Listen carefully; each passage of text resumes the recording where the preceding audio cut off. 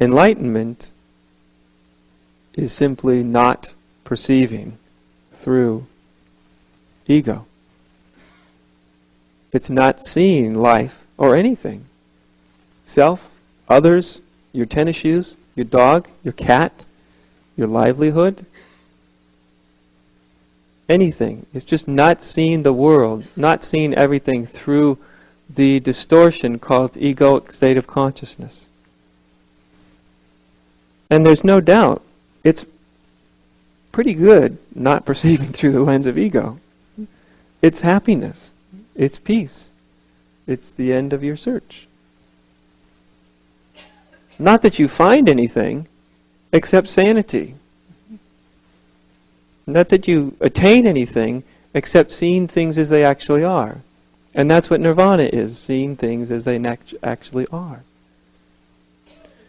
But what most people want to do is they think enlightenment is like an unending satori experience, right? An unending enlightenment experience, an unending awakening experience, an unending experience. But it's not an unending experience at all. It has nothing to do with an unending experience. That misunderstanding will get you to do more tail chasing than you ever dreamed possible. Ego is the if you want to have altered states of consciousness, most people are already in one of the more wild altered states of consciousness. It's called egoic state of consciousness. It's a wildly altered state of consciousness. It gets you to perceive things that aren't there.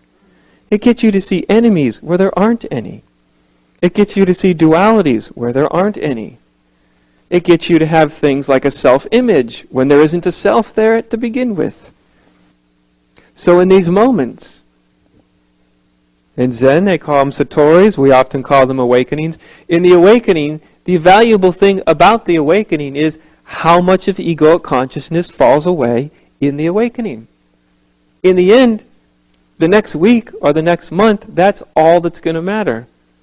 Because the experience, the sense of aha, which you get upon the awakening to your true nature, aha, I thought I was that, but that I thought I was just an imagination.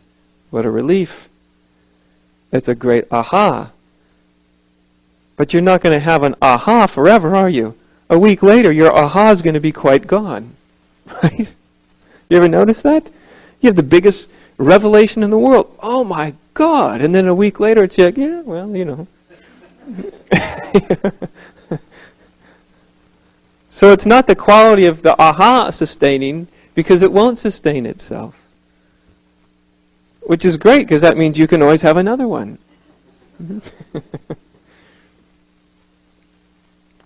The significant thing about those moments, though, those satoris or awakening to your true nature, is how much of the egoic consciousness falls away.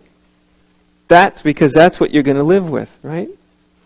That's what's going to be with you the next week, the next month, the next year, maybe the next lifetime.